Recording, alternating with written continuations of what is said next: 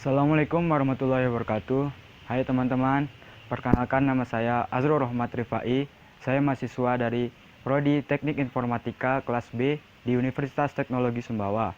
NIM saya yaitu 20.01.013.036. Pada kesempatan kali ini saya akan menjelaskan apa itu matematika diskrit. Mari kita simak bersama-sama. Apa itu matematika diskrit? Apa arti dari diskrit, serta materi apa saja yang ada di matematika diskrit? Matematika diskrit adalah cabang matematika yang membahas segala sesuatu yang bersifat diskrit. Diskrit di sini artinya tidak saling berhubungan. Lalu, apa makna dari diskrit?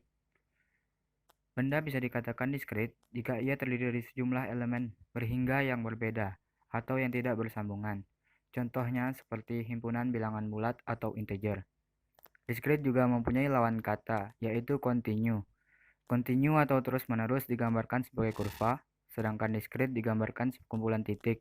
Contohnya, himpunan bilangan real. Di informatika, matematika diskrit memiliki fungsi yaitu mengajarkan mahasiswa untuk berpikir secara matematis, mengerti argumen matematika, dan mampu membuat argumen matematika. Matematika diskrit memberikan landasan matematis untuk kuliah-kuliah lain di informatika, seperti algoritma, struktur data, basis data, otomata dan teori bahasa formal, jaringan komputer, keamanan komputer, sistem operasi, teknik kompilasi, dan sebagainya.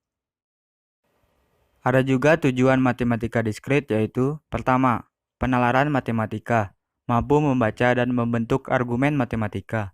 Yang kedua, analisis kombinatorial, mampu menghitung atau mengenumerasi objek-objek.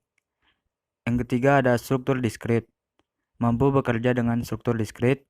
Yang keempat, berpikir algoritmik, mampu memecahkan persoalan dengan menspesifikasikan algoritmanya. Dan yang kelima, ada aplikasi dan pemodelan, mampu mengaplikasikan matematika diskrit pada hampir setiap area bidang studi, dan mampu memodelkan persoalan dalam rangka problem solving skill. Di informatika, ada 16 materi dalam matematika diskrit. Yang pertama yaitu logika, yang kedua ada teori himpunan, yang ketiga matriks, yang keempat relasi dan fungsi, yang kelima induksi matematik, keenam ada algoritma, ketujuh teori bilangan bulat, yang kedelapan barisan dan deret, yang kesembilan teori grup dan ring, yang kesepuluh ada aljabar boolean, yang kesebelas ada kombinatorial, yang ke-12 ada teori peluang diskrit, yang ke-13 ada fungsi pembangkit dan analisis rekurens, yang ke-14 teori graf, selanjutnya yang ke-15 kompleksitas algoritma, dan yang terakhir pemodelan komputasi. Di dalam matematika diskrit, ada yang namanya logika dan proposisi. Logika merupakan studi penalaran. Dalam Kamus Besar Bahasa Indonesia, logika yaitu cara berpikir dengan mengembangkan sesuatu berdasarkan akal budi dan bukan perasaan atau pengalaman. Sedangkan proposisi adalah kalimat deklaratif yang bernilai benar atau salah, tetapi tidak dapat sekaligus keduanya. Kebenaran atau kesalahan dari sebuah kalimat disebut nilai kebenarannya, true value. Contoh logika dan proposisi yaitu 2 lebih kecil daripada 3. Apakah ini suatu pernyataan? Jawabannya iya, karena menyatakan bahwa 2 lebih kecil daripada 3. Lalu apakah ini suatu proposisi? Jawabannya adalah iya, karena benar bahwa 2 lebih kecil daripada 3. Di dalam matematika diskrit, ada yang namanya negasi. Negasi adalah apabila P merupakan suatu proposisi, maka negasi P juga merupakan proposisi yang dinamakan sebagai negasi dari P.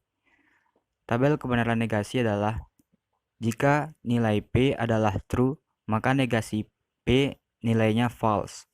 Begitu juga dengan sebaliknya. Contoh, P saya seorang mahasiswa, jika dinegasikan akan menjadi negasi P, saya bukan seorang mahasiswa.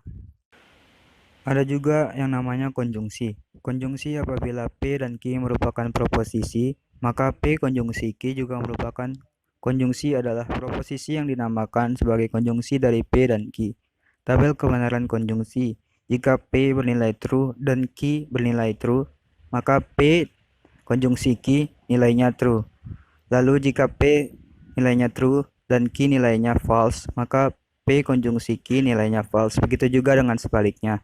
Contoh, P saya seorang mahasiswa dan Ki saya kuliah. Jika dikonjungsikan akan menjadi P konjungsi saya seorang mahasiswa dan saya kuliah.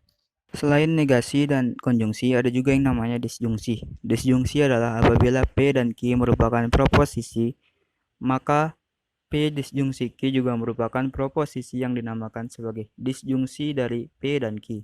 Tabel kebenaran disjungsi seperti P bernilai true dan Q bernilai true, maka P disjungsi Q bernilai true. Namun jika P bernilai true dan Q bernilai false, P disjungsi Q bernilai true. Begitu juga dengan sebaliknya. Contoh P, saya seorang mahasiswa, Q, saya kuliah. Jika didisjungsikan akan menjadi P disjungsi Q, saya seorang mahasiswa atau saya kuliah. Ada juga contoh gabungan yang lain. Contohnya seperti jika P buah itu segar dan Q buah itu rasanya manis, maka P konjungsi Q sama dengan buah itu segar dan rasanya manis.